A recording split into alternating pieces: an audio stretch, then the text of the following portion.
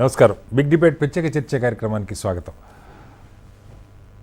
ఒక పండు నవ యువకుడు ఫిట్నెస్ ఎక్సర్సైజ్ చేస్తూ ఈరోజు ప్రాణాలు వదిలాడు. కానిస్టేబుల్గా సెలెక్ట్ అయినటువంటి ఒక యువకుడు, ఆల్రెడీ కానిస్టేబుల్ ఉద్యోగం చేస్తూ ఎస్ఐ సెలక్షన్స్కి ప్రిపేర్ అవుతున్న యువకుడు జిమ్లో ఒక 23 సెకండ్లో 21 పుషప్స్ తీసిన కారణంగాన మరి ఇతర కారణంగాన తెలియదు హార్ట్ అటాక్తో చనిపోవడం జరిగింది. అలాగే ఇవాళ గుజరాత్లో మరొక నవవధువు పెళ్లిపేట్ల మీదనే గుండె హార్ట్ అటాక్తో చనిపోవడం జరిగింది.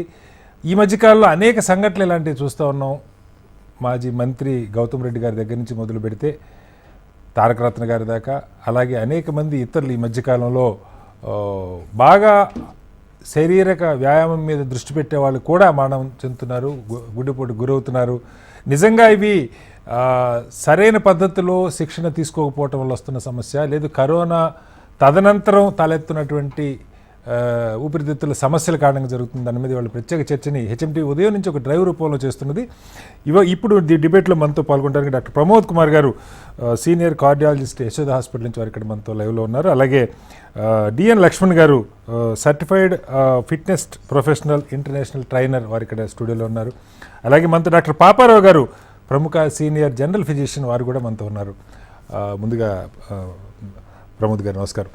ప్రమోద్ గారు, ఇది అంటే మాకు లేమైన భాషలో హార్ట్ అటాక్ వచ్చింది అంతవరకు తెలుసు, ఏం జరుగుతుంది తెలియదు. ఆ యువకుడిని చూస్తే చాలా ఫిట్గా ఉన్న యువకుడు, మరి అందుకు జరిగిందా ఏంటి తెలియదు. అనేకం వింటూ ఉన్నాం ఈ మధ్యకాలంలో. కోచింగ్ సరైన ట్రైనర్స్ ఉన్నారా లేదన్నది పక్కకు పెట్టి, ఇప్పుడు గౌతమ్ రెడ్డి గారు లాంటి వాళ్ళు, పునీత్ రాజ్ కుమార్ లాంటి వాళ్ళు, వాళ్ళకి మంచి ట్రైనర్స్ ఉంటారు. యాక్చువల్లీ వాళ్ళ బాడీ కండిషన్ అంటే వాళ్ళకి పూర్తిగా తెలుసు. అలాంటి సందర్భాల్లో కూడా ఇవి జరుగుతున్నాయి. కారణాలు ఏమై ఉండొచ్చు, అసలు ఏంటిది? దీనికి ప్రధానంగా ఏంటంటే, మీరు అడిగినట్టు సామాన్యుల భాషలో గుండెపోటు అంటున్న దాన్ని మనము టెక్నికల్లీ సడన్ కార్డియాక్ అరెస్ట్ అని అంటామండి. అంటే ఆకస్మిక మరణం గుండె వల్లనే ఉంటుంది అనమాట. ఓకే. సో దీనిలో ఏంటంటే, నార్మల్గా మన గుండె నిమిషానికి 70 నుంచి 80, లేదంటే ఒక్కొక్కసారి వ్యాయామం చేసినప్పుడు ఇంకా ఎక్కువ కొట్టుకోవడం అనేది సాధారణము. అయితే ఈ గుండెకి రక్తనాళాలు ఏవైతే రక్తాన్ని సరఫరా చేస్తాయో వాటిలో ఏదైనా ఆటంకం ఏర్పడినప్పుడు ఒక పోర్షన్కి, అంటే ఒక పార్ట్ ఆఫ్ ద హార్ట్కి రక్తం సరఫరా సడన్గా ఆగిపోతుంది. అప్పుడు ఆ ఏరియా నుంచి ఈ సడన్గా హార్ట్ రేట్ పెరగడం అనేది జరుగుతుంది. సో దీన్ని మనం technically ventricular fibrillation or ventricular tachycardia అంటాము. సో దీనివల్ల ఏంటంటే, మామూలుగా 70 సార్లు కొట్టుకోవాల్సింది ఒకేసారి 300 ఆ రేంజ్లో హార్ట్ కొట్టుకోవడం అనేది జరుగుతుంది నిమిషానికి. సో దానివల్ల ఏంటంటే హార్ట్కి ఫిల్లింగ్ టైం ఉండదు. ఫిల్లింగ్ టైం తక్కువ అయ్యేసరికి పంపింగ్ కూడా అవ్వదు, కష్టం. ఎందుకంటే హార్ట్ ఫిల్ అవ్వాలి, మళ్ళీ పంపింగ్ చేయాలి. సో దానివల్ల ఏంటంటే ఈ బ్రెయిన్కి సరఫరా కూడా ఆగిపోయి వాళ్ళు వెంటనే కళ్ళు తిరిగి పడిపోవడము జరుగుతుంది. ఈ వెంట్రికులర్ ఫిబ్రిలేషన్ని మనం కంట్రోల్ చేయాలంటే సడన్గా ఈ డీఫిబ్రిలేషన్ ఇవ్వాలి. ఎలక్ట్రిక్ షాక్ ద్వారా దాన్ని మనం రెస్టోర్ చేయగలుగుతాం. బట్ ఆ ఏఈడి ఆ టైంలో మనకు అందుబాటులో ఉండకపోవడం ఒకటి ప్రధాన కారణము. సో దీనివల్ల వాళ్ళు విదిన్ మినిట్స్ ప్రాణాన్ని కోల్పోవడం అనేది జరుగుతుంది. ఇది అరిథమిక్ డెత్, అంటే ఈ రిథమ్ డిస్టర్బెన్స్ మారటం వల్ల వస్తుంది. ఇది కామన్ సబ్స్ట్రేట్.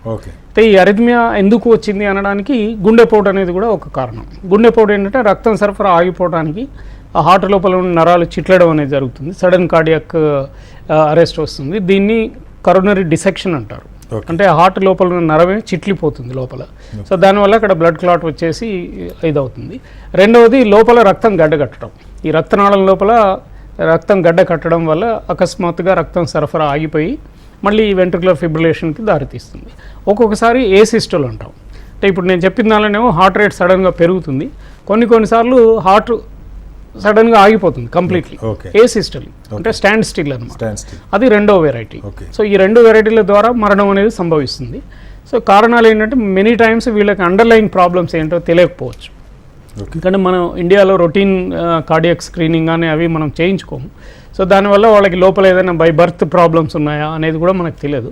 చాలాసార్లు ఈ కానిస్టేబుల్ సెలక్షన్స్లో కూడా వాళ్ళు పరిగెత్తుతుంటారు, దానివల్ల పడిపోవడం అనేది జరుగుతుంది. అవి కూడా నాకు తెలిసి కొంత రిలాక్స్ కూడా చేశారు సార్. గతంలో ఉన్నట్టు 5 కిలోమీటర్లు కాకుండా 3 కిలోమీటర్స్ ఏమో చేశారు. ఇంకొకటి ప్రమోద్ గారు, ఈ పోస్ట్ కరోనాలో చాలామందికి ఊపిరితిత్తులు దెబ్బతిన్నాయి అని అంటూ ఉన్నారు.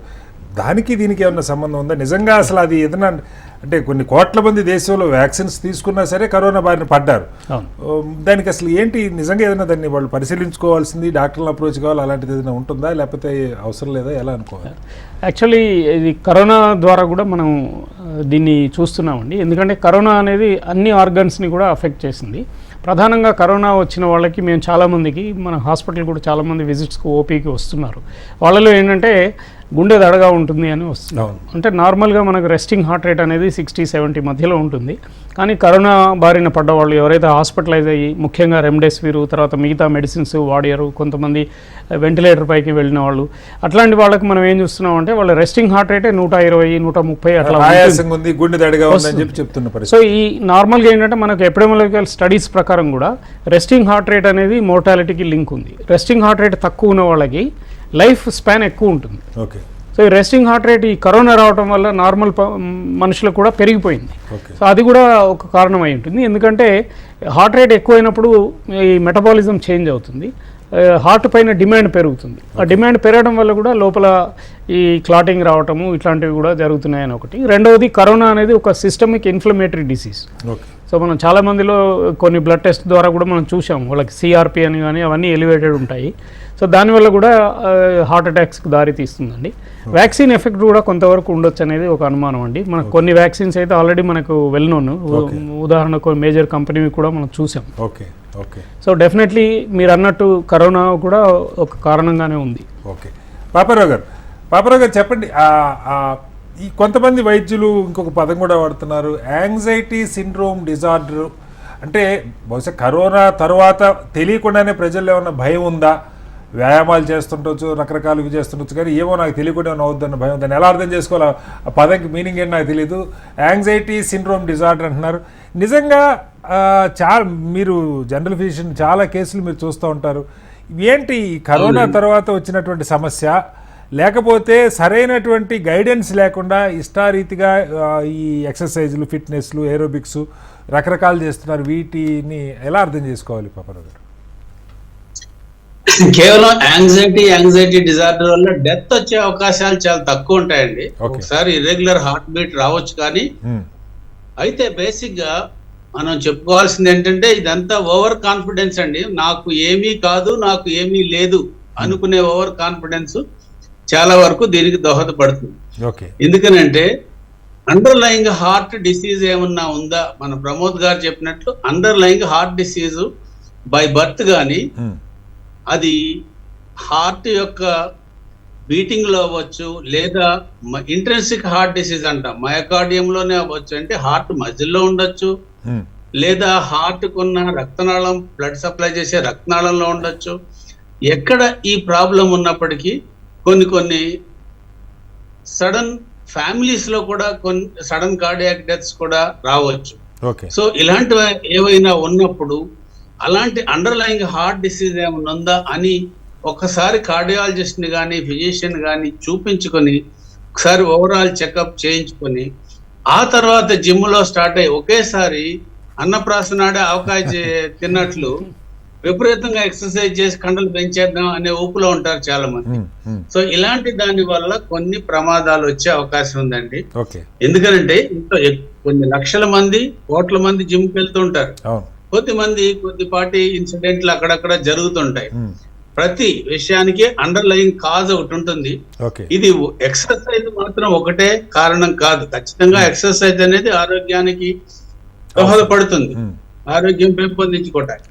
కానీ ఎక్సర్సైజ్ ఆ టైంలో ఎందుకు వస్తుందంటే హార్ట్ రేట్ కి ప్రతి మనిషికి ఒక టార్గెట్ హార్ట్ రేట్ అని ఉంటుంది, 220 మైనస్ ద ఏజ్.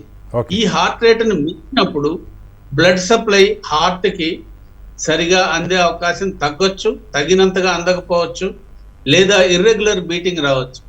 సో ఇలాంటివన్నిటినీ కూడా సడన్ కార్డియాక్ డెత్ అంటాం. ఈ సడన్ కార్డియాక్ డెత్ వచ్చే అవకాశం ఉంటుంది. సో జిమ్ లోకి వెళ్ళాలి.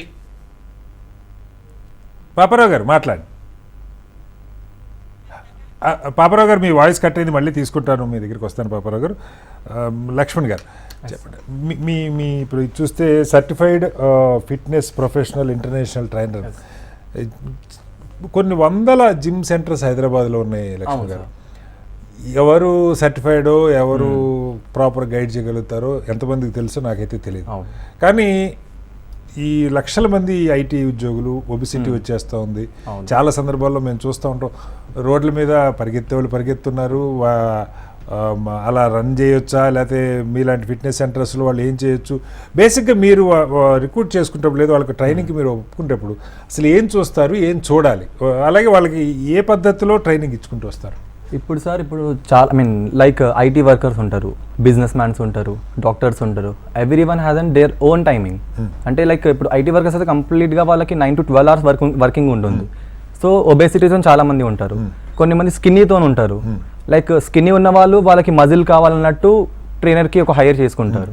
ఒబేసిటీ ఫ్యాట్ ఎక్కువ ఉన్న వాళ్ళకి వెయిట్ డ్రాప్ చేయాలన్నట్టు ఉంటారు వాళ్ళు. ఇక్కడ మైనస్ పాయింట్ ఏంటంటే చాలామంది వెయిట్ డ్రాప్ చేయడానికి వస్తున్నారు అనమాట. బట్ వెయిట్ డ్రాప్ చేయడం కాదు, ఫ్యాట్ డ్రాప్ చేయాలి ఫస్ట్ మనం. ఎందుకంటే వెయిట్ డజంట్ మ్యాటర్. ఇప్పుడు అంత వెయిట్ ఉన్నప్పుడు ఇన్స్టాంట్గా మీరు 2 to 3 monthsలో 10 to 20 kgs డ్రాప్ అవడం అనేది అది న్యాచురల్ కాదు. ఎందుకంటే క్యాలరీస్ బర్న్ అవడం వల్ల వెయిట్ డ్రాప్ అవుతుంది. బట్ ఫ్యాట్ ఎప్పుడు పోదు బాడీలో నుంచి. ఫ్యాట్ ఎందుకు పోదు అంటే ఫ్యాట్ మనకి తీసుకునే ఫుడ్ మీదనే వస్తుంది. అది పోవడం కూడా తీసుకునే ఫుడ్ మీదనే. అంటే మీరు ప్రాపర్గా న్యూట్రిషన్ ఇస్తున్నారు అంటే, న్యూట్రిషన్ అంటే నార్మల్గా ప్రోటీన్ ఎక్కువ ఉండాలి మన తీసుకున్న డైట్లో.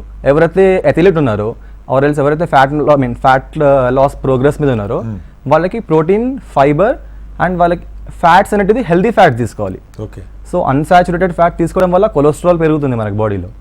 సో ఆ ఫ్యాట్స్ అనేది కంప్లీట్గా మనం హెల్దీ ఫ్యాట్స్ తీసుకోవడం వల్ల అది ప్రాపర్గా మనకి లాంగ్ టైం ప్రోగ్రెస్లో స్లోగా వెయిట్ డ్రాప్ అవుతూ ఫ్యాట్ కట్ అయిపోతుంది మన బాడీలో. అప్పుడు ప్రాపర్గా వాళ్ళకి ట్రైనింగ్ అనేది అక్కడ స్టార్ట్ అవుతుంది. So most of the trainers ఎలా ఉన్నారంటే క్లయింట్స్కి రిజల్ట్స్ ఫాస్ట్ కావాలని కంప్లీట్గా ఫ్లోర్ ట్రైనింగ్ ఎక్కువ చేపిస్తున్నారు వాళ్ళు. Floor training in the sense like cardio workouts ఉంటాయి, ఏరోబిక్ వర్కౌట్స్ ఉంటాయి, ఆర్ ఎల్స్ మనకి జూంబా ట్రైనింగ్ ఉంటుంది. ఇవన్నీ ఏంటంటే ఇవన్నీ చేయాలి, ఇవన్నీ చేయదని కాదు. ఇవన్నీ ఏంటంటే weekly twice thrice more than enough. But at the same time we have to go even weight training కూడా మనం యాడ్ చేయడం వల్ల మనకి బాడీలో స్ట్రెంత్ పెరుగుతుంది. ఇది ప్రాపర్గా ట్రైనింగ్. జనరల్గా అసలు ఒక ఆస్పిరెంట్ వస్తారు మీ దగ్గరికి, వాళ్ళ బాడీ కండిషన్ ఏంటి? ఇప్పుడు ఇందాక పాపారావు గారు చెప్పారు, సార్ చెప్పారు, అండర్లయింగ్ వాళ్ళకి ఏమన్నా వేరే హెల్త్ హార్ట్ ప్రాబ్లమ్స్ కానీ ఇలాంటివి ఏమైనా ఉన్నాయా? ఏదైనా అట్లీస్ట్ వాళ్ళ దగ్గర నుంచి ఒక డిక్లరేషన్ కానీ లేదు బేసిక్ ఫిజికల్గా ఫిట్ కానీ అందరూ చేయొచ్చా లేదా ఇవన్నీ అసలు మీరు వెరిఫై చేస్తారా, చెయ్యాలా, ఏంటి మీ రూల్స్ ఏమున్నాయి? ఇప్పుడు నార్మల్గా మనకి జనరల్గా అయితే జిమ్లో వచ్చినాక వాళ్ళు కన్సల్ట్ అవుతారు, ట్రైనర్కి మాట్లాడుతున్నారు, అప్రోచ్ అయినాక తర్వాత వాళ్ళు కంప్లీట్గా ఏంటంటే ఫస్ట్ మా జిమ్లో అయితే ఫస్ట్ వాళ్ళకి అడుగుతాం మనం పాస్ట్ లైఫ్ ఏంది, పాస్ట్ లైఫ్ తెలుసుకోవాలి కంపల్సరీ. తెలుసుకోవడం వల్ల మనకి వాళ్ళకి నెక్స్ట్ ట్రైనింగ్ ఎలా ఉంటుందో మనకు బెనిఫిట్స్ ఉంటాయి అనమాట. లైక్ బెనిఫిట్స్ అయితే వాళ్ళకి ఉంటాయి. మనకి బెనిఫిట్స్ ఏంటంటే వాళ్ళకి ఏమైనా ఆల్రెడీ పాస్ట్లో మన ప్రాబ్లం అయి ఉంటే సో వాళ్ళు డాక్టర్ కన్సల్ట్ అయ్యి తర్వాత మళ్ళీ డాక్టర్ నుంచి తీసుకున్నాక మళ్ళీ జిమ్ జాయిన్ అవ్వచ్చు వాళ్ళు. సో పాస్ట్ లైఫ్ అంటే కంప్లీట్గా వాళ్ళ డైట్ మీద డిపెండ్ అయి ఉంటుంది. చాలా మందికి డైట్ అనేది డైట్, వాళ్ళ లైఫ్ స్టైల్, వాళ్ళు ఏం చేశారు, ఇవన్నీ ఫ్యాక్టర్స్ తెలుసుకుంటాం మనం, కంపల్సరీ తెలుసుకోవాలి. అది తెలుసుకోవడం వల్లనే మనకి ఇంకా బెటర్ ఉంటుంది అనమాట. సో వాళ్ళు కంప్లీట్గా ఎలాంటి లైఫ్ స్టైల్ తెలియకుండా డైరెక్ట్గా వచ్చి జిమ్ జాయిన్ అవ్వడము, అక్కడ రేర్ కేసెస్లో మనకి ఇలాంటి సడన్గా అయిపోవడము ఇవి మనకు జరుగుతూ ఉంటాయి అన్నమాట. బట్ వాళ్ళు ఫస్ట్ వచ్చినాక ఫస్ట్ మనం తెలుసుకోవాలి పాస్ట్ లైఫ్ ఏంది, లైక్ మీ లైఫ్ స్టైల్ ఏంది. చాలామంది స్మోక్ చేస్తారు, చాలామంది డ్రింక్ చేస్తారు. సో వాళ్ళకి ఏంటంటే ఎంత వర్కౌట్ చేసినా వర్కౌట్ టైంలో వాళ్ళకి బాడీ డీహైడ్రేషన్ వెళ్ళిపోతుంది. డీహైడ్రేషన్ వెళ్ళిపోయి వాళ్ళకి ఆ టైంలో కూడా కొంచెం బ్రీతింగ్ ప్రాబ్లం వచ్చేస్తుంది అనమాట. దానివల్ల స్మోకింగ్ ఎక్కువైతే ఎవరైతే చేస్తున్నారో వాళ్ళకి ఆ ప్రాబ్లం ఉంటుంది. స్మోక్ చేయకపోతే వాళ్ళకి అలాంటి ప్రాబ్లమ్. మీ వాయిస్ ఇందాక కట్ అయింది, చెప్పండి. అంటే ఈ పోస్ట్ కరోనా తర్వాత రకరకాల మంది ఈ ఎక్సర్సైజులు, కొంత హెల్త్ కాన్షియస్నెస్ పెరిగింది. ఆల్రెడీ వారు చెప్పినట్టుగా ఒబెసిటీ తగ్గాలి, వెయిట్ లాస్ అవ్వాలి, ఆ కోరికలు చాలామందికి ఉన్నాయి. అయితే వాళ్ళు కానీ అసలు సాధారణ ప్రజలు కానీ ఈ పోస్ట్ కరోనా ఈ మధ్య వింటున్న వార్తల నేపథ్యంలో లేదు రెగ్యులర్గా చెకప్కి సంబంధించి ఒక ప్రిజుడీస్ అయితే చాలామందిలో ఉంది. హాస్పిటల్కి వెళ్తే వైద్య పరీక్షల పేరుతో బిల్లులు బాస్తారన్న ఆలోచన చాలామందికి ఉంది సార్. ఫ్రాంక్లీ స్పీక్ ఉన్నదంటే మనం మాట్లాడుకో. అలా కాకుండా బేసిక్గా కనీసం ఇవి చేసుకుంటే మీ గుండెకి సంబంధించి కానీ లేకపోతే మీ లంగ్స్కి సంబంధించి కానీ ఓవరాల్గా మీరు సేఫ్గా ఉన్నట్టు కనీసం మినిమం అన్నది ఎలా చెప్పగలుగుతారు, ఏం చేయాలి? అవునండి, మనకి డాక్టర్ దగ్గరికి వెళ్ళినప్పుడే ఏం చెప్తారో అని ఒక భయం. రెండోది అంటే డాక్టర్ దగ్గరికి వెళ్తే ఇంకేమన్నా అనవసరంగా మామూలు మనిషిగా వెళ్తే పేషెంట్ అయిపోతారని ఎందుకని చెప్తారండి? డాక్టర్ ఏదన్నా వ్యాధి ఉంటే ఇది ఉందని చెప్తారు, మనిషి పేషెంట్ అయ్యే అవకాశం ఉంటే, ఎందుకంటే పేషెంట్ గానే ఉన్నాడు కాబట్టి. అయితే పోస్ట్ కోవిడ్ పరిస్థితుల్లో కోవిడ్ లో ఏంటంటే రక్తనాళాల్లో రక్తం గడ్డకట్టే విధానం జరుగుతుంది. దానివల్ల ఇప్పుడు లంగ్స్ లో కూడా సివియర్ డిసీజ్ ఎట్లా వస్తుందంటే రక్తంలో ఉన్న చిన్న చిన్న రక్తనాళాల్లో రక్తం గడ్డగట్టి అవి మూసుకుపోయి దీనివల్ల లంగ్స్ ఎఫెక్ట్ అయిపోయే అవకాశం ఉంది. బాగా సివియర్ కోవిడ్ వచ్చి వెంటిలేటర్ మీదకి వెళ్ళి మందులు తీసుకున్న వాళ్ళకి కొంత రిస్క్ మొదట్లో ఒక 3 to 4 months వరకు రిస్క్ ఉండే అవకాశం ఉంది, కానీ ఇది పూర్తిగా ఎక్కువ కాలం ఉంటుంది అనేది కరెక్ట్ కాదు. రెండోది వ్యాక్సిన్ వల్ల కొన్ని అపోహలు ఉన్నాయి, కానీ 200 కోట్ల వ్యాక్సిన్లు ఇచ్చాను, దీనివల్ల ఎక్కువ ప్రమాదం అయితే జరగలేదు. ఇంకోటి ఏంటంటే డ్రగ్స్ అవేర్నెస్. కొన్ని డ్రగ్స్ వల్ల కూడా మన హార్ట్ ఇర్రెగ్యులర్ గా బీట్ అయ్యే అవకాశం ఉందండి. ఉదాహరణకి మామూలుగా రొటీన్ గా వాడే డ్రగ్స్ పేషెంట్ కి అండర్లైన్ క్యూటీ ప్రొలాంగేషన్ సిండ్రోమ్ ఉన్నట్లయితే కొన్ని డ్రగ్స్ వల్ల ఇర్రెగ్యులర్ బీటింగ్ వెళ్ళిపోయే అవకాశం ఉంది. అట్లాగే కొన్ని ఎలక్ట్రోలైట్ ఇంబ్యాలెన్స్ వల్ల, ఉదాహరణకి మెగ్నీషియం బాగా తగ్గిపోయినా, కాల్షియం బాగా తగ్గినా పెరిగినా, ఇలాంటప్పుడు ఇర్రెగ్యులర్ బీటింగ్ వచ్చే అవకాశం ఉంది. అలాగే ఆల్కహాల్ వల్ల సివియర్ గా ప్రొలాంగ్డ్ గా తీసుకున్నట్లయితే ఈ కండక్షన్ సిస్టమ్ దెబ్బతిని ఇర్రెగ్యులర్ బీటింగ్ వచ్చే అవకాశం ఉంది. తర్వాత ఈ జిమ్ లో ముఖ్యంగా మనం మాట్లాడుకునేటప్పుడు కొన్ని డ్రగ్స్ తీసుకోవటం వల్ల షార్ట్ కట్ కి వెళ్ళటానికి ప్రయత్నం చేస్తారండి. ముఖ్యంగా ఎనబాలిక్ స్టెరాయిడ్స్ తీసుకునే అవకాశాలు చాలా ఎక్కువ మంది జిమ్ ట్రైనర్స్ కూడా దీన్ని ప్రోత్సహించి, ఎందుకంటే ఈ ఫాస్ట్ రిజల్ట్ రావటానికి కండలు పెంచాలనే ఉద్దేశంతో ఈ ఎనబాలిక్ స్టెరాయిడ్స్ వల్ల ఎథెరోస్క్లెరోటిక్ హార్ట్ డిసీజ్ చాలా ఫాస్ట్ ఫార్వర్డ్ అయ్యే అవకాశం ఉంది. చాలా యాక్సెలరేట్ ఎథెరోస్క్లెరోసిస్ అంటాం. అలాంటప్పుడు అండర్లైన్ కర్నరీ ఆర్టరీ డిసీజ్ ఉన్నా అది సడన్ గా ఏదన్నా ప్లాక్ ఉంటే ఆ ప్లాక్ రప్చర్ అయ్యి సడన్ గా హార్ట్ అటాక్ వచ్చి సడన్ గా కొలాప్స్ అయ్యే అవకాశాలు ఉంటాయండి. అలాగే కొంతమంది ఈ మధ్య మాదక ద్రవ్యాల ఉపయోగం కూడా చాలా ఎక్కువైంది, మనం చూస్తున్నాము. ఈ మాదక ద్రవ్యాల్లో ముఖ్యంగా కొకైన్ లాంటి వాటి వల్ల సడన్ హార్ట్ అటాక్స్ వచ్చే అవకాశాలు, ఇర్రెగ్యులర్ బీటింగ్స్ కూడా వచ్చే అవకాశాలు ఎక్కువ ఉంటాయండి. అయితే కోవిడ్ వల్ల వచ్చే అవకాశం ఉంటుంది మనం అనుకున్నట్లు, కానీ అది కోవిడ్ వచ్చి తగ్గిన మొదట్లో ఎక్కువగా ఉండే అవకాశం ఉంది. 3 నెలలు దాటిన తర్వాత కేవలం కోవిడ్ వల్ల సడన్ కార్డియాక్ డెత్ వచ్చే అవకాశాలు లేవండి. అవి కూడా స్టడీస్ జరిగినాయి.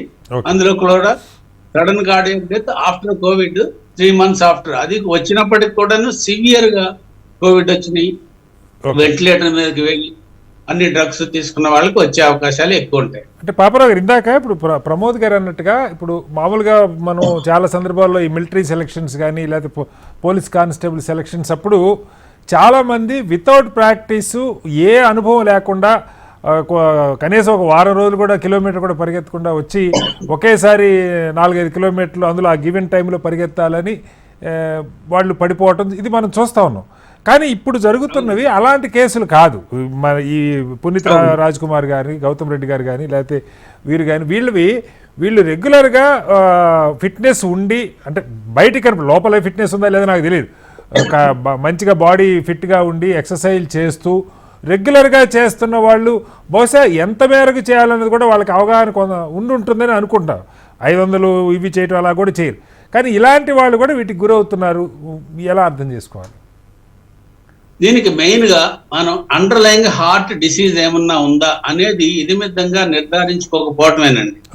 ఎందుకంటే హార్ట్ రేట్ ఎక్కువైనప్పుడు హార్ట్ యొక్క అవసరాలు పెరుగుతాయి, హార్ట్ కి ఆక్సిజన్ రిక్వైర్మెంట్ పెరుగుతుంది.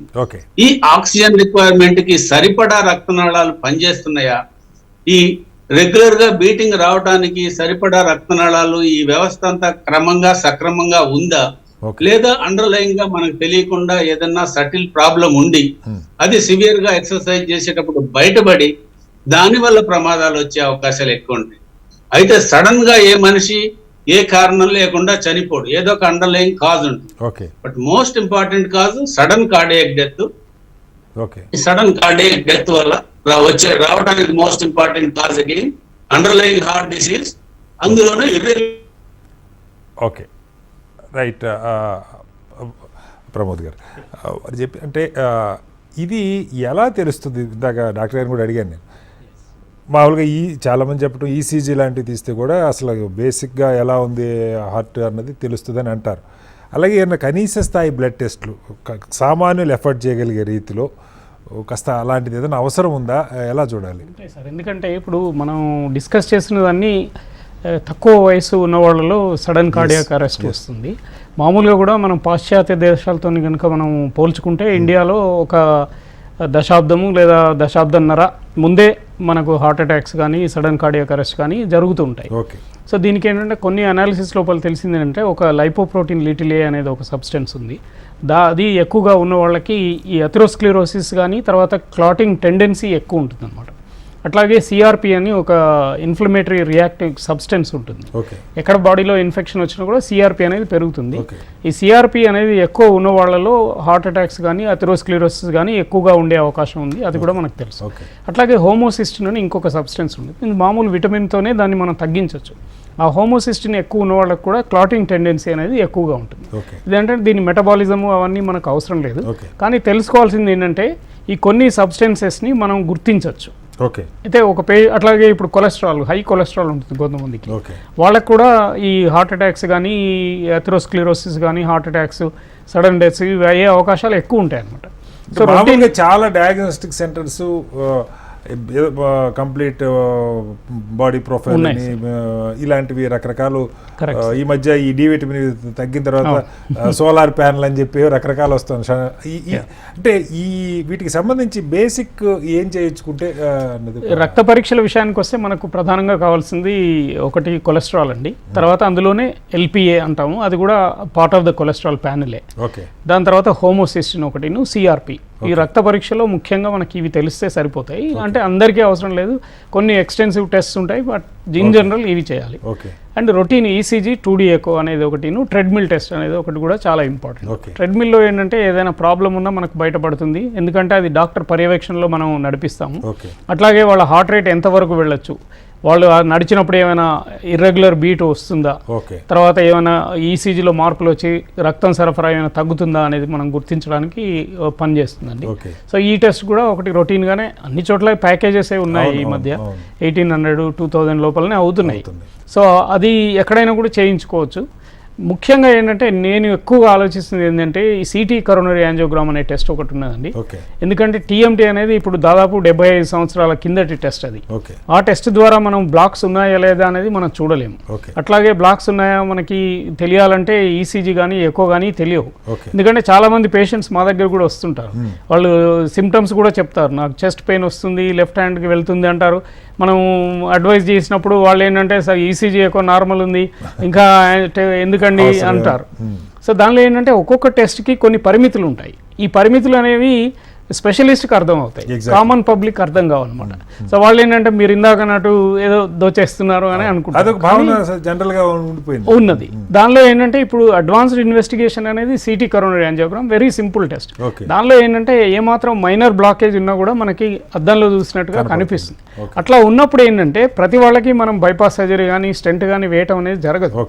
అది ఉన్నప్పుడు వాళ్ళకి కొన్ని జాగ్రత్తలు మనం చెప్తాం. ఇప్పుడు ఇందాక మనం లక్ష్మణ్ గారు చెప్పినట్టు హై కొలెస్ట్రాల్, ఒబేస్ పేషెంట్స్ ఉన్నారనుకోండి, వాళ్ళకి ఏమైనా బ్లాక్స్ కనిపించినప్పుడు మనం డైట్ కంట్రోల్ ఎట్లా చేసుకోవాలి, అట్లాగే కొన్ని కొలెస్ట్రాల్కి సంబంధించిన మందులు, వ్యాయామం ఎంత మేరకు చేయాలి, ఇట్లాంటివన్నీ ఏంటంటే లైఫ్ స్టైల్కి సంబంధించిన అడ్వైజ్ మనం ఇవ్వగలుగుతాం. అట్లాగే స్మోకర్స్, లేకపోతే ప్రిమెచ్యూర్ హార్ట్ డిసీజ్, ఫ్యామిలీలో ఉన్నవాళ్ళు, ఓవర్ వెయిట్, డయాబెటీస్ ఉన్నవాళ్ళు, వీళ్ళందరికీ ఏంటంటే life style modification as a specialist మేము అడ్వైస్ చేయగలుగుతాం.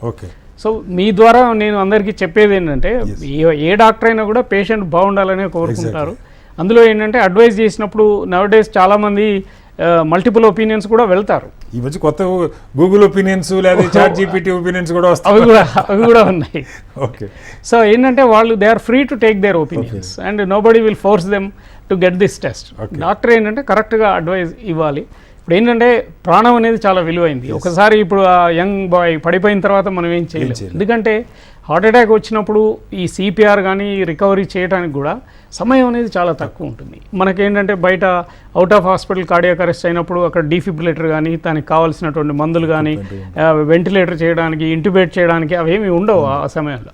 ఇంకోటి ఏంటంటే మనకు అమెరికాలో ఉన్నట్టుగా మనకు 919 కానీ అట్లాంటి ఫెసిలిటీస్ కూడా లేవు. 104, 108 ఉన్నాయి కానీ మీకు తెలిసి ట్రాఫిక్లో వాళ్ళు రావాలంటే ఎంత కష్టం. కాబట్టి ఏంటంటే ముందుగా మనం కొన్ని సింపుల్ ఇన్వెస్టిగేషన్సే చేసుకోండి. తర్వాత డాక్టర్ని కలిసినప్పుడు వాళ్ళు ఏదైనా అడ్వైస్ చేసినప్పుడు మనం మీరు అన్నట్టు ఈ గూగుల్ నాలెడ్జ్ అది ఉపయోగించకుండా డాక్టర్ చెప్పింది వినండి, నచ్చకపోతే ఇంకో డాక్టర్ దగ్గరికి వెళ్ళండి, మందులు వాడుకోండి, జాగ్రత్తగా ఉంటే సరిపోతుంది. ఇది ప్రధానమైనటువంటిది. It is a major problem. Actually ఈ ప్రాబ్లం ఇంకా ముందు ముందు పెరగబోతుందండి. ఇంకోటి కూడా చెప్పండి సార్, నా దగ్గర డేటా లేదు.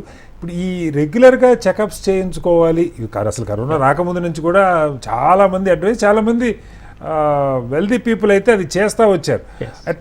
కనీసం ఇప్పుడు ఒక 40 years క్రాస్ అయిన వాళ్ళు ఒక 5 to 10% అన్న అలా once in 6 months, once in year టెస్టులు చేసుకున్నారు అనుకోవచ్చు. అసలు అలాంటి సమాచారం ఉందా?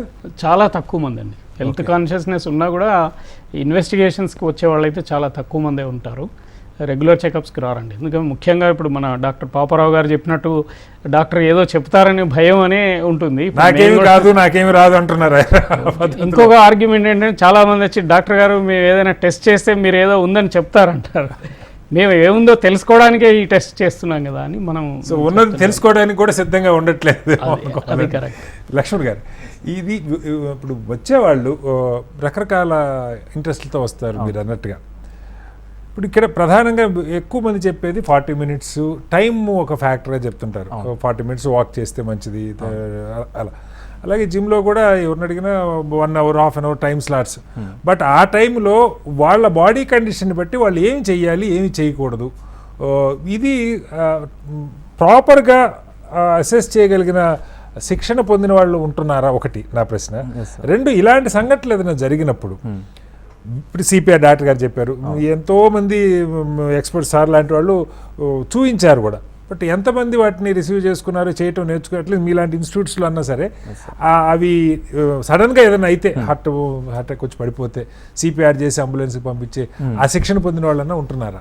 ఇప్పుడు మన జిమ్లో అయితే, మా జిమ్లో అయితే ఇప్పుడు నా కింద ట్రైనర్స్ ఉంటారు కదా, వాళ్ళకి నేను సిపిఆర్ నేర్పిస్తాను అనమాట. సిపిఆర్ అంటే కార్డియో పల్మనరీ రెసిస్కేషన్. ఇది కంపల్సరీ ఈచ్ అండ్ ఎవ్రీ ట్రైనర్కి తెలియాలి 100%. ఎందుకంటే అది ఆన్ పాయింట్లో ఏదైనా క్లయింట్ పడిపోతే అది ఇన్స్టాంట్గా మనం అప్లై చేయొచ్చు. లైక్ అది ఎక్కువ టైం కూడా ఉండదు సార్ అన్నట్టు, లైక్ 5 to 10 minutes. ఎందుకంటే మనకి సెల్స్ అనేటిది ఆ స్టేజ్ వరకు యాక్టివ్ ఉంటాయి. హార్ట్ బీట్ అయితే స్టాప్ అయిపోతుంది, బట్ 5 to 10 minutes లోపే మనకు సెల్స్ యాక్టివ్ ఉంటాయి. సో ఆ టైంలో సిపిఆర్ అప్లై చేయకపోతే ఇంకా మనం ఏం చేయలేము. అండ్ ఇప్పుడు నార్మల్గా ఆటోమేటెడ్ ఎక్స్టర్నల్ డిఫైబ్రిలేటర్ అది ఒక మెషిన్ ఉంటుంది, అది కూడా క్యారీ చేసుకోవచ్చు. బట్ జిమ్స్లో ఇంకా నార్మల్గా జిమ్స్లో అది ఇంపాసిబుల్, అది ఎవరు తీసుకోరు. అది లేకపోయినా ఇన్స్టాంట్గా మనం సిపిఆర్ అని అప్లై చేసుకోవాలి. అండ్ ఫస్ట్ సిపిఆర్ అప్లై చేసుకోవాలంటే first gym owner fitness professional అయి ఉండాలి. అంటే కంప్లీట్గా సర్టిఫైడ్ ఫిట్నెస్ ప్రొఫెషనల్ అయి ఉండాలి. అప్పుడు ఆయన కింద వచ్చే ట్రైనర్స్ కూడా ఆయన ఈచ్ అండ్ ఎవ్రీ మెంబర్ ఎవరైతే జిమ్లో ఎంప్లాయీస్ ఉంటారో వాళ్ళు కంప్లీట్గా ఫిట్నెస్ ప్రొఫెషనల్ అయ్యి ఉంటే ఈ కంప్లీట్ ప్రోగ్రెస్ని వాళ్ళు తెలుసుకుంటారు అన్నమాట. అది కాకుండా ఇప్పుడు నార్మల్గా వచ్చిన క్లయింట్ ఒక ఫిట్నెస్ గోల్ పెట్టుకొని వస్తారు. ఎవరైతే జస్ట్ ఫిట్నెస్ మెయింటైన్ చేయాలి, ఆర్ ఎల్స్ కొన్ని మందికి మజిల్స్ కావాలి. సో ఇది కంప్లీట్గా లాంగ్ ఏదైనా టైం పీరియడ్, టైం కూడా వాళ్ళ ఇష్టమే, వాళ్ళకి కావాలి ఫిట్నెస్, అది కూడా ఇంతలోపే కావాలి, నెలలో మజిల్స్ వచ్చేయాలి. So most of the members ఇప్పుడు మీరు అన్నట్టు గూగుల్ యూట్యూబ్. ఇప్పుడు యూట్యూబ్లో చూపించే వాళ్ళు కూడా కంప్లీట్గా దే ఆర్ నాట్ సర్టిఫైడ్. ఏదో నార్మల్గా న్యూట్రిషన్ తీసుకొని బాడీ అట్రాక్టివ్ పెట్టేసి వాళ్ళు కంప్లీట్గా అదే ఫాలో అప్ అయిపోతున్నారు. అదే ఇక్కడ ప్రజెంట్ యూత్ అది చూసి ఫాస్ట్ గ్రోత్ ఉండాలని అన్వాంటెడ్వి యూజ్ చేస్తున్నారు. అండ్ ఇక్కడ most of the minus point ఏంటంటే ట్రైనర్స్ దానికి సపోర్ట్ చేస్తున్నారు. సో వే ప్రోటీన్ అనేది it's not bad, whey protein తీసుకోవచ్చు, దాంతోపాటు న్యూట్రిషన్ పెడితే ఇట్స్ వెరీ గుడ్. సప్లిమెంట్ అనేది వే ప్రోటీన్ జస్ట్ న్యాచురల్, అది it's made by milk. Milk నుంచి ప్రాసెసింగ్ అయ్యి హైడ్రోలైజర్ అలా మనకి ప్రాసెసింగ్ అవుతుంది. సో సప్లిమెంట్ వే ప్రోటీన్ వరకు ఎలాంటి హార్మ్ఫుల్ ఉండదు. మీరు ఇంకా అడ్వాన్స్ యూజ్ చేస్తున్నారంటే అది. లక్ష్మణ్ గారు, డైట్ గురించి కూడా అంటే ఎలాంటి డైట్ తీసుకోవాలి, న్యూట్రిషనిస్ట్లు డైటీషియన్స్ ఉంటారు, మరి అవి ఫిట్నెస్ సెంటర్ వాళ్ళు అవి సజెస్ట్ చేయొచ్చా? అంటే ఇప్పుడు సార్ ఫిట్నెస్ ప్రొఫెషనల్స్లో న్యూట్రిషనిస్ట్ ఉంటారు. ఇప్పుడు నేను nutritionist and come DPD trainer. Okay. So ఇప్పుడు నాకు వచ్చిన క్లయింట్స్ కంప్లీట్గా నేను వాళ్ళకి న్యూట్రిషన్ ఇస్తున్నాను. ఓకే. న్యూట్రిషన్ అంటే డిపెండ్స్ అపాన్ వాళ్ళ లైఫ్ స్టైల్. చాలా మంది హాస్టల్స్లో ఉంటారు, ఆర్ ఎల్స్ ఫ్యామిలీస్ ఉంటారు, ఆర్ ఎల్స్ బ్యాచిలర్స్ ఉంటారు. వాళ్ళ లైఫ్ స్టైల్ మీద డిపెండ్ అయ్యి వాళ్ళకి నేను న్యూట్రిషన్ ఇస్తున్నాను. ఓకే. సో వాళ్ళు ఆ న్యూట్రిషన్ ఫాలో అయితే రిజల్ట్స్ బెటర్ ఉంటాయి. ఓకే. సో అది ఫాలో అవ్వకపోతే వాళ్ళకి రిజల్ట్ అనేది నార్మల్గా వర్కౌట్స్ చేయడం వల్ల మనకు just fitness, general fitness maintain అవుతుంది. మీకు కొంచెం గెయిన్స్ కావాలి ఆర్ కొంచెం ట్రాన్స్ఫర్మేషన్ కావాలి అనుకుంటే సో మీ న్యూట్రిషన్ అనేది మస్ట్ అండ్ షుడ్ ఉండాలి. సో అక్కడ మనకు పాయింట్ ఏంటంటే protein, carbs, fibre and healthy fats. Okay. ఇది 4 మనకి ఇంక్లూడ్ ఉంటాయి డైట్లో. అంటే నాట్ ఓన్లీ ఫిట్నెస్ ప్రొఫెషనల్, ఎవరికైనా ఇది చాలా మస్ట్ అండ్ షుడ్. ఇవే మనం తీసుకోవాల్సిన ఫుడ్ నార్మల్గా. ఒక్కటి చెప్పండి లక్ష్మణ్ గారు, చాలామంది అదే ఇప్పుడు అన్ని చోట్ల ట్రైనర్స్ అవైలబుల్గా ఉంటారు, వచ్చిన వాళ్ళు క్లయింట్స్ ఏం చేస్తున్నారు అన్నది చూస్తారన్నది నాకు తెలియదు, కానీ ఏమి చేయకూడదు అన్లెస్ అదర్వైజ్ మీరు ఒక లెవెల్కి వచ్చే వరకు ఏ ఎక్సర్సైజులు చేయకూడదని మీరు సజెస్ట్ చేస్తారు? ఇఫ్ ఎనీథింగ్ యాజ్ సచ్ నాకు ఇప్పుడు చాలా మోస్ట్ ఆఫ్ ది ఇప్పుడు నార్మల్గా అయితే ఈ ప్రజెంట్ ఇప్పుడు మనకు టాపిక్ కార్డియాక్ అరెస్ట్ కదా సార్. ఇది కాకుండా మనకి మోస్ట్ ఆఫ్ ది ఇంజురీస్ మనకి జిమ్లో కొంచెం సివియర్గా అవుతాయి. లైక్ లోవర్ బ్యాక్, లంబార్ బోన్లో మనకు ప్రాబ్లం ఉంటుంది, లైక్ మనకి నీస్ మీద ప్రాబ్లం ఉంటాయి. సో ఇక్కడ మైనస్ పాయింట్ ఏంటంటే ఫస్ట్ ట్రైనర్ షుడ్ బి కంప్లీట్గా మనకి ట్రైనర్కి అనాటమీ తెలిసి ఉండాలి. బేసిక్ అనాటమీ తెలిసి ఉంటే ద ప్రాపర్ పోస్టర్ ఏంది, పోస్టర్ ఎంత ఉంది, బ్రీత్ ఇన్ బ్రీత్ అవుట్. ఇప్పుడు దాకా సార్ అన్నారు కదా, బ్రీత్ ఇన్ బ్రీత్ అవుట్ అంటే చాలా ఇంపార్టెంట్ అనమాట. మనం వెయిట్ పట్టుకున్నప్పుడు అది బ్రీత్ అనేది హోల్డ్ ఉండాలి. ఆఫ్టర్ రిలీజింగ్ దట్ అప్పుడు మనం బ్రీత్ అవుట్ చేయాలి. అప్పుడు మనకి ఏంటంటే కంప్లీట్గా మన బాడీ స్టెబిలిటీ మెయింటైన్ అవుతుంది. ఆ స్టెబిలిటీ వల్ల మనకి పోస్టర్ చాలా ఇంపార్టెంట్. అండ్ చాలా మంది రేంజ్ ఆఫ్ మోషన్ కూడా ఫుల్ చేయరు. వాళ్ళు చాలా హెవీ లిఫ్టింగ్ మీద ఫోకస్ పెట్టేసి ఆ వెయిట్ అనేది వాళ్ళ కంప్లీట్గా బాడీ కంప్రెస్ అయిపోతుంది. సో అక్కడ మోస్ట్ ఆఫ్ ది ప్రాబ్లమ్స్ మనకు అక్కడ కూడా వస్తున్నాయి. అంటే ట్రైనర్ కంప్లీట్గా వెల్ ట్రైన్డ్ ఉంటే వేరే క్లయింట్స్కి వాళ్ళు మంచిగా. ఈ కేసులో ఇతను మనకి పత్రికల్లో వచ్చిన వార్తలను బట్టి 23 సెకండ్లో 21 పుషప్స్ తీశారంటా ఉన్నారు. Is that advisable? అది చేయొచ్చా, అలా చేయగలుగుతారా, లేకపోతే ఎవరైనా చేయొచ్చా, కొంతమంది చేయగలుగుతారా? అంటే ఇప్పుడు సార్ ఇప్పుడు మనకి బిగినర్స్ ఉంటారు, ఇంటర్మీడియట్ లెవెల్ ఉంటుంది, అడ్వాన్స్ లెవెల్ ఉంటుంది. ఎవరైతే బిగినర్స్ ఉంటారో వాళ్ళు నాట్ ఈవెన్ 1 అంటే 1 కూడా చేయలేరు వాళ్ళు. సో అది తెలిసింది. ఇంటర్మీడియట్ లెవెల్కి వచ్చే వరకు కొంచెం బెటర్ ఉంటుంది, బెటర్గా వెళ్ళిపోతాను అనమాట. అడ్వాన్స్ లెవెల్ ఏంటంటే కంప్లీట్గా బాడీ ఫ్లెక్సిబుల్ చాలా ఉంటుంది అనమాట. ఫ్లెక్సిబుల్ చాలా ఉంటుంది. దాంతోపాటు రెప్స్ ఎన్ని అయినా వస్తాయి మనకి. 25, 50, 55, 60, 100 మ్యాక్స్. మ్యాక్స్ 100. ఆ 100లో కూడా ఫస్ట్ 20, 30 మనకి ఫుల్ రేంజ్ ఆఫ్ మోషన్ వస్తుంది. తర్వాత కంప్లీట్గా హాఫ్ చేసుకుంటూ వెళ్ళిపోతారు వాళ్ళు. సో అక్కడ అది చేయడం వల్ల మన ప్రాబ్లం ఏమి ఉండదు. జస్ట్ అది మజిల్ స్ట్రెంగ్త్ని బూస్ట్ చేస్తుంది. That's it. Okay, right. Paparao గారు, ఫైనల్గా ఏం అడ్వైజ్ చేస్తారు సాధారణ ప్రజలకి? ఇప్పుడు ఎక్స్పర్ట్స్ గురించి నా చర్చ కాదు, సాధారణ ప్రజలు, ముఖ్యంగా యువకులు 30s, 40sలో ఉంటున్న వాళ్ళు, వీళ్ళకి ఎలా జాగ్రత్తలు తీసుకోవాలి? అవునండి, ముఖ్యంగా మీరు అన్నట్టు 30s, 40sలోనే సడన్ కార్డియాక్ డెత్ ఎక్కువగా వస్తుంటుందండి. ఓకే. పిల్లల్లో అసలు రాదు, చాలా చాలా రేర్ అనమాట. 1,00,000 కూడా రాదు. మెయిన్ గా ఏంటంటే మనం ఇందాక అనుకున్నట్లు ఒకటి షార్ట్ కట్స్ తీసుకోవటాకండి. ప్రతిదానికి ఒక మెథడ్ గా కాకుండా, ఒక సిస్టమేటిక్ కాకుండా షార్ట్ కట్స్ తీసుకుని ఈజీగా టార్గెట్స్ అచీవ్ చేసేయాలనేది ఒకటి. రెండోది ఓవర్ కాన్ఫిడెన్స్. నాకేం లేదు, అండర్లైన్ డిసీజ్ ఏం లేదు అనుకునే ఓవర్ కాన్ఫిడెన్స్. ఈ రెండింటి నుంచి హంబుల్ గా, హానెస్ట్ గా మనకి ఏమన్నా ఉందేమో అనేది పాజిటివ్ గా చూసుకోవాలి. ఫస్ట్ చూసుకోవడానికి ముఖ్యమైన ఏంటంటే ఫ్యామిలీలో ఎవరికైనా ఇట్లా sudden heart, sudden cardiac arrest వచ్చినప్పుడు విధిగా ఫ్యామిలీ మొత్తం చెక్ చేసుకోవాలి. అలాంటి అండర్లయింగ్ హార్ట్ డిసీజ్ ఏమైనా ఉందా, జెనెటిక్ ప్యాటర్న్స్ కూడా ఇప్పుడు వచ్చేసినాయి హైదరాబాద్ లో. ఇట్లాంటి కొన్ని జెనెటిక్ కోడ్స్ ఉన్న వాళ్ళకి, జెనెటిక్ ప్యాటర్న్ ఉన్న వాళ్ళకి సడన్ కార్డియాక్ డెత్స్ వచ్చే అవకాశాలు కొంచెం ఎక్కువ ఉంటాయి. అవి చెక్ చేసుకోవాలి. రెండు, మనం ఒకేసారి కండలు పెంచేయడానికి ఒకేసారి చాలా స్పీడ్ గా మనకి బాడీకి అన్కస్టమ్డ్ ఎక్సర్సైజ్ ఒకేసారి సడన్ గా ఎక్కువ చేయకూడదండి. చేసేటప్పుడు నిదానంగా స్లోగా స్టార్ట్ చేసి విత్ టైమ్ దాన్ని స్లోగా పేస్ పెంచుకోవాలి. అలాగే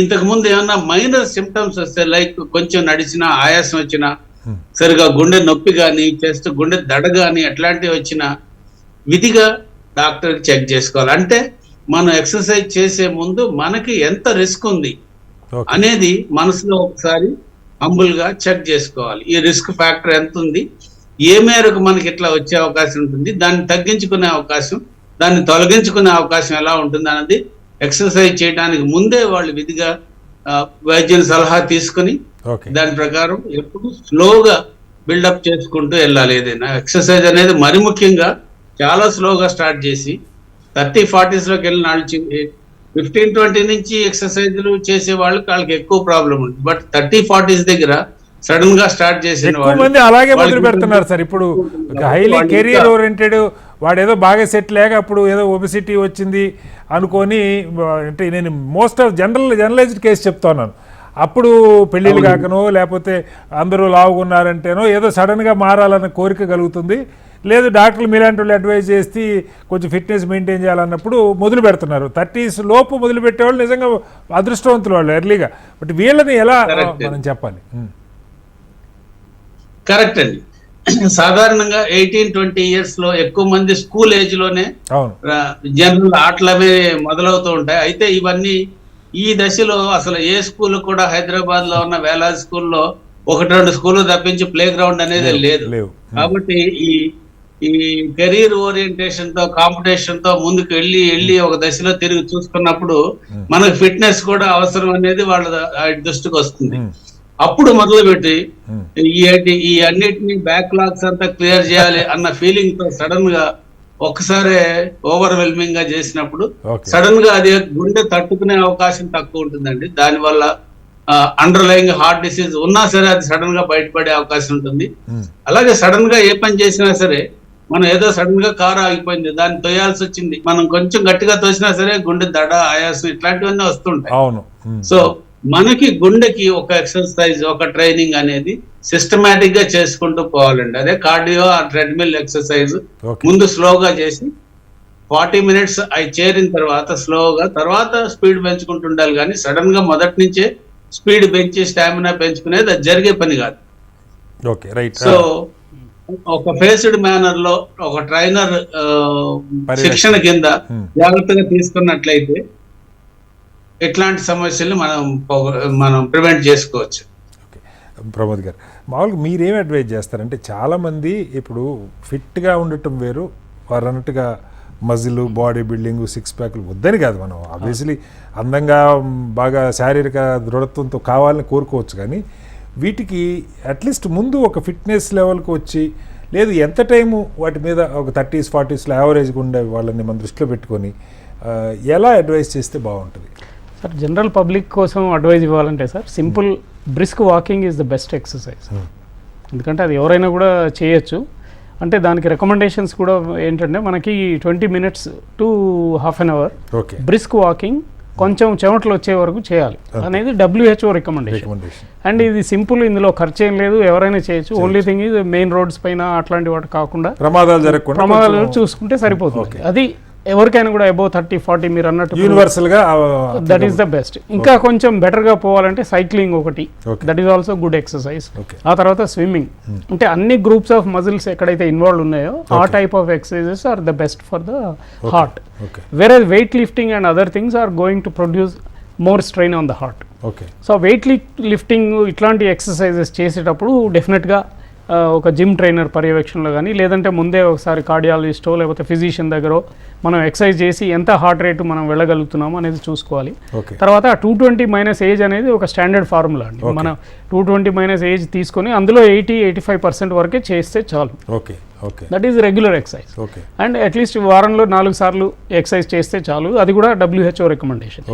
సో ఇది సాధారణంగా అందరూ పాటించవలసింది. ఇది కాక మిగతావి ఇట్లాంటి సడన్ ఈవెంట్స్ రాకుండా ఉండాలంటే హ్యాబిట్స్ మార్చుకోవాలి.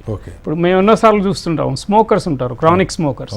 సడన్గా వాళ్ళకి ఒక రోజు అనిపిస్తుంది ఓకే ఇవన్నీ మానేసి నేను రేపటి నుంచి జిమ్కి వెళ్తానని. ఓకే అది మోస్ట్ డేంజరస్. ఎందుకంటే నేను కేసెస్ కూడా హార్ట్ అటాక్స్ ట్రీట్ చేశాను. ఓకే వాళ్ళు ఏంటంటే అంత ముందు రోజు వరకు స్మోకింగ్ ఉంటుంది, మా రోజు పొద్దున్నే లేచి నేను జిమ్ అని స్టార్ట్ చేస్తారు.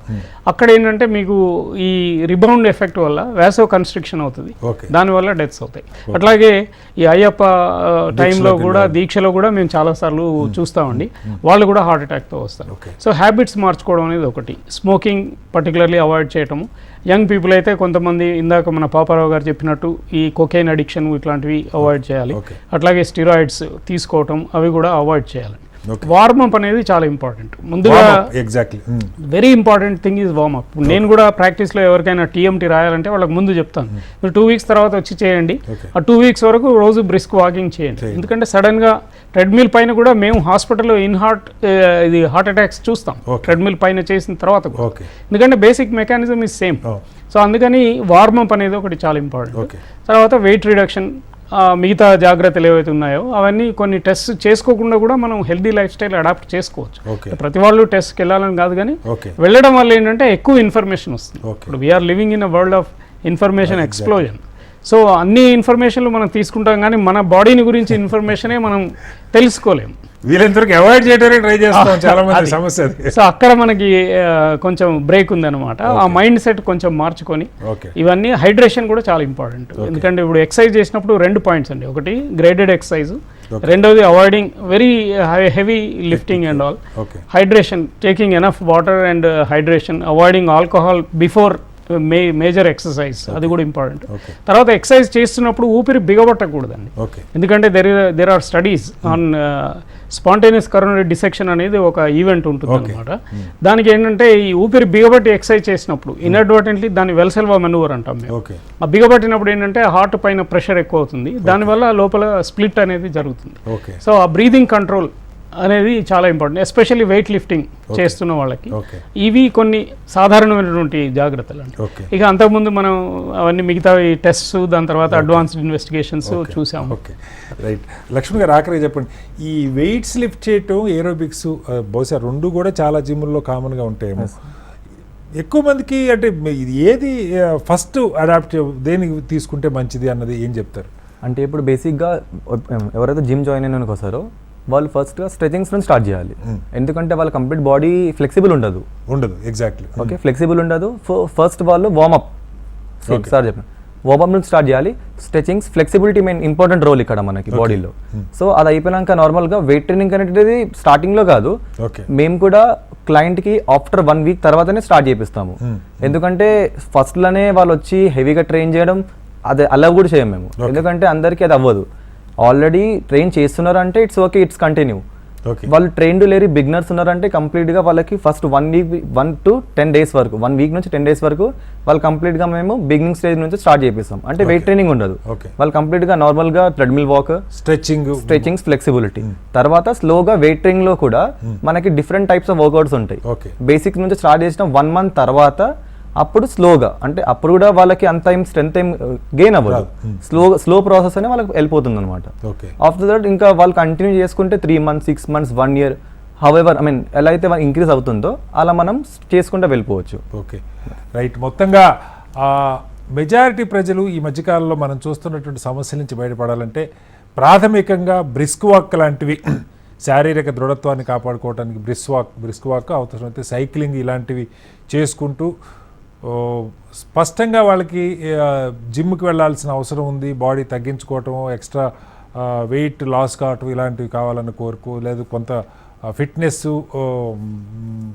మజిల్ పెంచుకోవడానికి ఇలాంటి వాటికి వెళ్ళాలనుకున్నప్పుడు అక్కడ సరైనటువంటి నిపుణుల పర్యవేక్షణలో వాళ్ళ గైడెన్స్ ప్రకారం అత్యాశకు పోకుండా త్వరగా మార్పు రావాలన్న కోరిక పెట్టుకోకుండా పూర్తిగా శిక్షణ పొందినటువంటి నిపుణుల ఆధ్వర్యంలోనే జిమ్ లాంటివి చేయటం మంచిది అంటున్నారు. అలాగే ముఖ్యంగా 30s, 40s ఉన్న యువకులు నాకేమీ కాదు అన్నది కాకుండా కుటుంబంలో ఎవరికైనా ఇలాంటి సమస్యలు వచ్చినప్పుడు అండర్లైనింగ్గా ఏదన్నా హార్ట్కి సంబంధించినటువంటి కరోనరీ ప్రాబ్లమ్స్ ఏమైనా ఉన్నాయేమో వెరిఫై చేసుకోవటం, ప్రాథమికమైనటువంటి పరీక్షలు ఈసీజీ, 2D ఎకో లాంటివి, బేసిక్ బ్లడ్ టెస్ట్, కొన్ని రెగ్యులర్ బేస్లో చేయించుకోవటం కూడా అవసరం అని చెప్తున్నారు.